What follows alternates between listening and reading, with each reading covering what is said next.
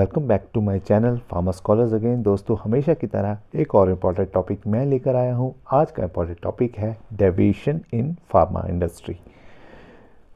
तो डेविएशन क्या होता है, इसमें हम जानेंगे कितने तरह की डेविएशन होती है, प्लान डेविएशन किसे कहते हैं, अनप्लान डेविएशन किसे कहते हैं, इंसिडेंट क्या होता है, ये भी हम इस वीडियो में जानेंगे। इसके साथ साथ हम जानेंगे कि इम्पैक्ट के बेसिस पर डेविएशन की टाइप्स क्या होते हैं और कितने टाइप में हमें जो है डेविएशन को क्लोज करना होता है।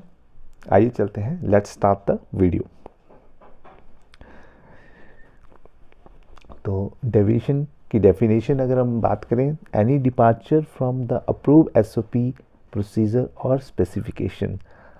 आपकी अप्रूव एसओपी प्रोसीजर या स्पेसिफिकेशन को छोड़कर अगर कोई दूसरी वैल्यू आ रही है, ठीक है, आपके स्पेसिफिकेशन को छोड़कर कोई दूसरी वैल्यू आ रही है, या आपकी अप्रूव एसओपी को छोड़कर कोई दूसरा स्टेप फॉलो कर रहे हैं आप, या प्रोसीजर को छोड़कर आप कोई दूसरे स्टेप्स फॉलो कर रहे हैं, तो इसे ही आप डेविएशन कहते हैं। और डेविएशन की अगर हम टाइप्स की बात करें तो डेविएशन जो है वो मेनली दो तरह की डेविएशन होती है, इसके अलावा कोई टाइप नहीं होता है। अगर मेनली डेविएशन की बात करें तो ये होते हैं दो तरह के, प्लान डेविएशन और अनप्लान डेविएशन या इंसिडेंट। ठीक, तो प्लान डेविएशन क्या होती है? प्लान डेविएशन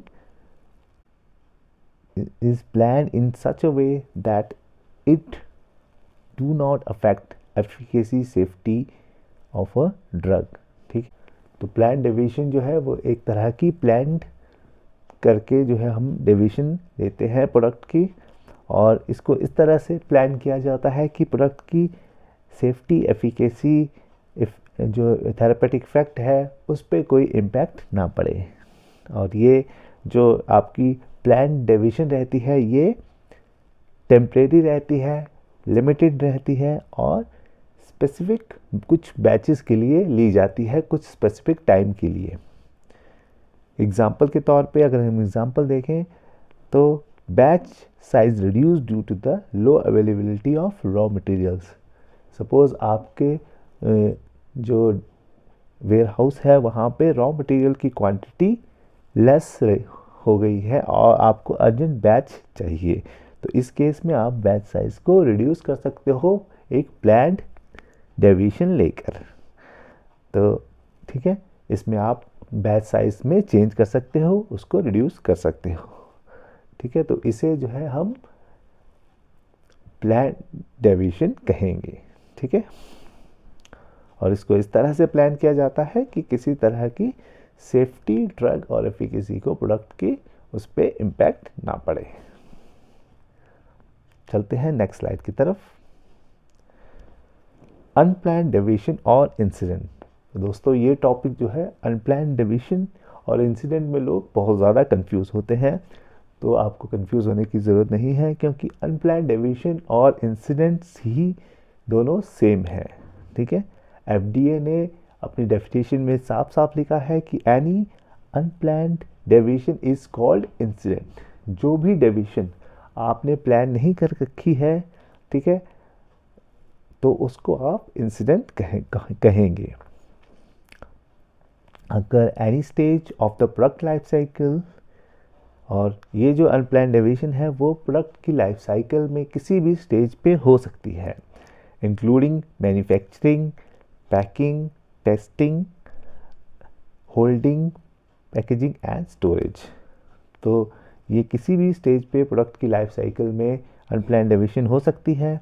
और ठीक है, जैसे ये मैन्युफैक्चरिंग स्टेज पे भी हो सकती है, पैकिंग स्टेज पे हो सकती है, टेस्टिंग के दौरान हो सकती है, ठीक है, स्टोरेज के दौरान हो सकती है। तो ये डेविएशन जो है आप के किसी भी जो प्रोडक्ट है उसकी लाइफ साइकिल के दौरान इन स्टेजेस पे हो सकती है। अनप्लान्ड डेविएशन जो है वो आप जो है वो प्लान करके नहीं लेते हो। ये जो है जब आप जो करंट प्रोसीजर है, एसओपीज़ हैं, वही फॉलो कर रहे होते हैं, लेकिन बाई मैनुअल एरर या इक्विपमेंट ब्रेकडाउन, ठीक है, इनकी वजह से जो है वो आपके इंसिडेंट हो सकती है, ठीक है, यानी कि अनप्लान्ड डेविएशन हो सकते हैं। अनप्लान्ड डेविएशन जो है वो अनकंट्रोल्ड इवेंट्स होते हैं या इंसिडेंट्स होते हैं, ठीक है। यही चीज़ मैं आपको समझा रहा था कि ये अनप्लान्ड रहते हैं और ये अनकंट्रोल्ड इवेंट्स होते हैं या इंसिडेंट्स होते हैं, और ये जो है कॉज बाय ह्यूमन एरर। कई बार जो है, क्योंकि हम जानते हैं कि ह्यूमन एरर जो है एक कॉज तो बना ही रहता है, ठीक है, कभी ना कहीं किसी लापरवाही से ह्यूमन कॉज भी एक रीज़न बनता है डेविएशन का, ठीक है। तो ह्यूमन एरर रीज़न रहता है। यूटिलिटी भी फेलियर हो सकती है, ठीक है, अचानक से AHU ख़राब हो सकता है, या ठीक है, लाइट जा सकती है, इक्विपमेंट या इंस्ट्रूमेंट ब्रेकडाउन हो सकता है, या इंस्ट्रूमेंट ख़राब हो सकते हैं। तो इनकी वजह से जो है आपकी अनप्लान्ड डेविएशन या इंसिडेंट हो सकते हैं।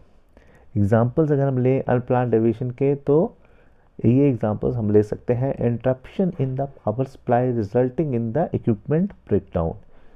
अचानक से पावर सप्लाई जाने की वजह से जो है किसी तरह का इक्विपमेंट में ब्रेकडाउन हो जाए, इक्विपमेंट ख़राब हो जाए, ठीक है, चलते चलते अचानक से रुक जाए, तो इससे जो है आपके प्रोडक्ट की क्वालिटी इम्पेक्ट हो सकती है। एक तो इसको भी आप इंसिडेंट यानी कि अनकंट्रोल्ड इवेंट कहेंगे। Accident at the site due to the human error की वजह से किसी तरह की अगर कोई दुर्घटना हो जाती है तो ये भी अनप्लान्ड डेविएशन यानी कि इंसिडेंट इसको कहेंगे। Disruption in the utility services, ठीक है, यूटिलिटी सर्विसेज में किसी तरह की डिस्ट्रप्शन हो जाती है। सपोज आपका जो है वो लाइट पावर सप्लाई अचानक से रुक जाती है, या फिर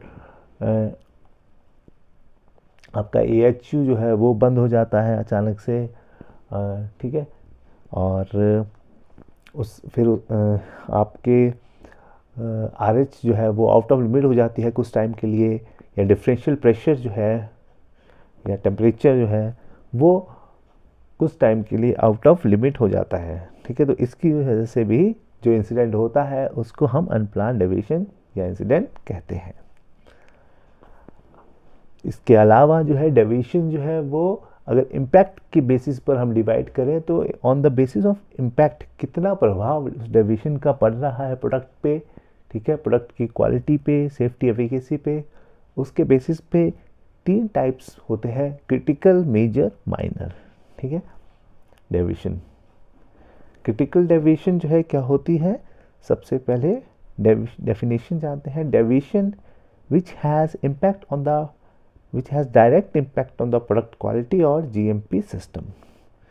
ऐसी डेविएशन जिसका जो है एक डायरेक्ट इम्पैक्ट पड़ता है प्रोडक्ट की क्वालिटी पे, ठीक है, GMP सिस्टम पे या ह्यूमन हेल्थ पे, तो ऐसी जो डेविएशन होती है उसको हम क्रिटिकल डेविएशन कहते हैं, क्योंकि इसका डायरेक्ट इम्पैक्ट है ह्यूमन हेल्थ पे।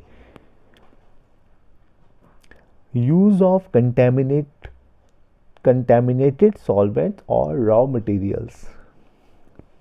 अगर आपने जो है एग्जाम्पल के तौर पर अगर आपने जो है वो किसी तरह का कंटेमिनेट सॉल्वेंट यूज़ कर लिया है, ठीक है, तो उससे जो है वो प्रोडक्ट की क्वालिटी ख़राब हो सकती है या ह्यूमन हेल्थ पे भी इफ़ेक्ट पड़ सकता है, ठीक है। इन्हीं कंटेमिनेटेड सॉल्वेंट्स से जो है एक बार जो है वो नाइट्रोसमाइन इम्प्योरिटीज़ भी चली गई थी कई प्रोडक्ट्स में, ठीक है, कई बार चली जाती है, जिससे जो है वो कैंसर भी हो सकता है। तो ये जो है बहुत ही क्रिटिकल होती है इस तरह की डेविएशंस, ठीक है। कंटेमिनेट सॉल्वेंट्स जो है अगर हम यूज़ कर लें तो देखिए कितना खतरा हो सकता है, इससे जानलेवा खतरा हो सकता है, कैंसर तक भी हो सकता है। तो ये है क्रिटिकल डेविएशन। रॉ मटेरियल्स, अगर हम कंटेमिनेटेड रॉ मटेरियल्स यूज़ कर लेते हैं, ठीक है, तो इससे भी जो है वो क्रॉस कंटेमिनेशन का चांसेस बनते हैं और प्रोडक्ट की quality, GMP system, human health पे डायरेक्ट इम्पैक्ट हो सकता है, ठीक है। सपोज कोई रॉ मटेरियल जो है पहले हमने डिस्पेंस किया ओफ्लॉक्सासिन, उसके साथ जो है वो रॉ मटेरियल कंटेमिनेट हो गया है। अब हम जो है उसी एक्सीपेंट्स को यानी कि रॉ मटेरियल को यूज़ कर रहे हैं दूसरे एक्टिव फार्मास्यूटिकल इंग्रेडिएंट की डिस्पेंसिंग के लिए। ठीक है, तो इस तरह से दो सॉल्ट्स की, दो एपीआई की मिक्सिंग भी हो सकती है और इससे जो है वो क्रिटिकल इम्पैक्ट पड़ सकता है प्रोडक्ट क्वालिटी पे, ठीक है, ह्यूमन हेल्थ पे। Failure to process the manufacturing step, किसी तरह के मैन्युफैक्चरिंग स्टेप जो है अगर कोई छूट जाता है, कोई क्रिटिकल मैन्युफैक्चरिंग स्टेप छूट जाता है, ठीक, तो इससे भी प्रोडक्ट की क्वालिटी पे इम्पैक्ट पड़ता है। ठीक है, क्योंकि सपोज़ आप जो है जो एपीआई की मिक्सिंग है, ठीक है, वो मिक्स प्रॉपर नहीं कर पा रहे, वो छूट गई। ठीक है, एपीआई की आपने प्रॉपर स्टिरिंग नहीं करी, तो इससे जो है आपका प्रोडक्ट जो है वो,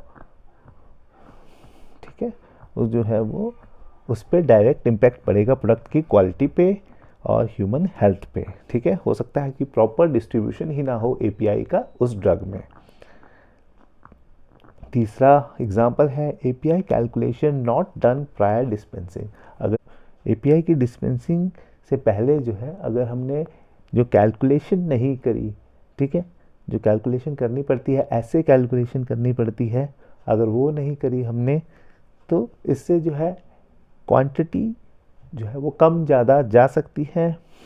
ठीक है, तो हो सकता है कि एपीआई की क्वांटिटी जो है वो कम चली जाए फाइनल प्रोडक्ट में, ठीक है, जिससे एसिड कम आ सकता है और जो है प्रोडक्ट की क्वालिटी पे और ह्यूमन हेल्थ पे डायरेक्ट इम्पैक्ट पड़ सकता है। एग्जांपल की बात अगर हम बात करें कि कितने टाइम में इसको जो है वो क्लोज करना चाहिए, यानी कि इन्वेस्टिगेशन हो जाना चाहिए क्रिटिकल डेविएशन का, तो ये investigation of critical deviation should be completed with in 15 working days. 15 working days के विद इन जो है वो इन्वेस्टिगेशन कंप्लीट हो जाना चाहिए क्रिटिकल डेविएशन का और इसको क्लोज कर देना चाहिए। ठीक है, मेजर डेविएशन, तो अगला टाइप है डेविएशन का major deviation. Deviation that could have a moderate to considerable impact on the product quality और जीएमपी सिस्टम। ऐसी डेविएशन, ठीक है, नाम से पता मेजर इम्पैक्ट है जिसका ह्यूमन हेल्थ पे, ठीक है, या प्रोडक्ट की क्वालिटी पे, जीएमपी सिस्टम पे एक मेजर इम्पैक्ट हो सकता है, कुड हैव, तो ऐसी डेविएशन को हम मेजर डेविएशन कहेंगे। एग्जाम्पल के तौर पे machine breakdown during processing. Example के तौर पे हम देख सकते हैं कि कहीं चलते चलते अगर सपोज़ आपकी मशीन का ब्रेकडाउन हो गया, मशीन आपकी ख़राब हो गई है, ठीक है, तो आपके प्रोडक्ट की क्वालिटी पे इम्पैक्ट हो सकता है। सपोज़ आपकी आरएमजी में वेट मिक्सिंग चल रही है और अचानक से चलते चलते वो रुक जाए, ठीक, तो इससे जो है आपकी प्रोडक्ट की क्वालिटी पे इम्पैक्ट पड़ सकता है। Mixups of cartons of same product with different strengths. अगर यहाँ पैकिंग का एग्जांपल दिया हुआ है, अगर पैकिंग में जो है अजिथ्रोमाइसिन के 250 mg के कार्टन के साथ दूसरे मिक्स हो जाते हैं, सपोज 500 mg के, तो ये भी एक मेजर डेविएशन का एग्जांपल है। ठीक है, इस यहाँ पे भी जो है प्रोडक्ट की क्वालिटी पे इम्पैक्ट पड़ता है। ठीक, और इन्वेस्टिगेशन जो है मेजर डेविएशन का वो must be completed with in 20 working days. ये विद इन 20 वर्किंग डेज के इन्वेस्टिगेशन कंप्लीट हो जाना चाहिए और मेजर डेविएशन क्लोज हो जानी चाहिए। Minor deviation, last but not the least, minor deviation, तो नाम से ही पता चल रहा है डेविएशन जिसका जो है कोई डायरेक्ट इम्पैक्ट नहीं है प्रोडक्ट क्वालिटी पे। The deviation will not have any direct impact on the quality of the product, ठीक है, और द जीएमपी सिस्टम। ऐसी डेविएशन जिसका या तो माइनर इम्पैक्ट है प्रोडक्ट की क्वालिटी पे या फिर कोई डायरेक्ट ऐसा इम्पैक्ट नहीं है ह्यूमन हेल्थ पे या प्रोडक्ट की क्वालिटी पे। अगर हम एग्जांपल की बात करें माइनर डेविएशन की, तो एग्जांपल है minor errors in the batch records or documents that do not affect the integrity of date। किसी तरह की माइनर डेविएशन, माइनर एरर्स हो गई हैं, सपोज डॉक्यूमेंट भरते भरते आपसे जो है कुछ कटिंग हो गई है या कोई कैलकुलेशन एरर हो गई है जिसका कोई इतना सिग्निफिकेंट इम्पैक्ट नहीं पड़ा है, ठीक है, आपकी प्रोडक्ट की क्वालिटी पे, तो ऐसे जो है वो हम इसको माइनर डेविएशन कह सकते हैं, ठीक है। एक और एग्जांपल हम देख सकते हैं, spillage of material during dispensing. अगर चलते चलते जो है वो डिस्पेंसिंग के दौरान जब आप डिस्पेंस कर रहे हो मटेरियल, तो किसी तरह का मटेरियल छलक जाता है बाहर, थोड़ा गिर जाता है या छलकाव हो जाता है मटेरियल का, ठीक, तो इसका भी कोई जो है वो मेजर इम्पैक्ट नहीं होता है प्रोडक्ट की क्वालिटी पे। तो ऐसे जो इंसिडेंट है इसको हम माइनर डेविएशन कह सकते हैं। तीसरा, failure to meet the environmental condition during batch processing. आपकी बैच जो है प्रोसेस हो रहा है सपोज ग्रेजुलेशन में, और जो है कुछ देर के लिए आपका AHU बंद हो जाता है या डिफरेंशियल प्रेशर जो है वो मेंटेन नहीं हो पा रहा है बीच में, या टेम्परेचर कुछ देर के लिए आउट ऑफ लिमिट चला जाता है, ठीक है। आपके सपोज़ आपका प्रोडक्ट जो है वो ड्राइंग में, अंडर ड्राइंग है ABD में, और आपका जो है AHU बंद हो जाता है थोड़ी देर के लिए, या फिर आपका डिफरेंशियल प्रेशर या टेम्परेचर जो है आउट ऑफ लिमिट चला जाता है, तो उसका जो है वो एक माइनर इम्पैक्ट होगा आपके प्रोडक्ट पे, ठीक है। तो ये एक माइनर डेविएशन का एग्जांपल है। इन्वेस्टिगेशन की बात करें तो investigation of minor deviation should be completed with in 30 days.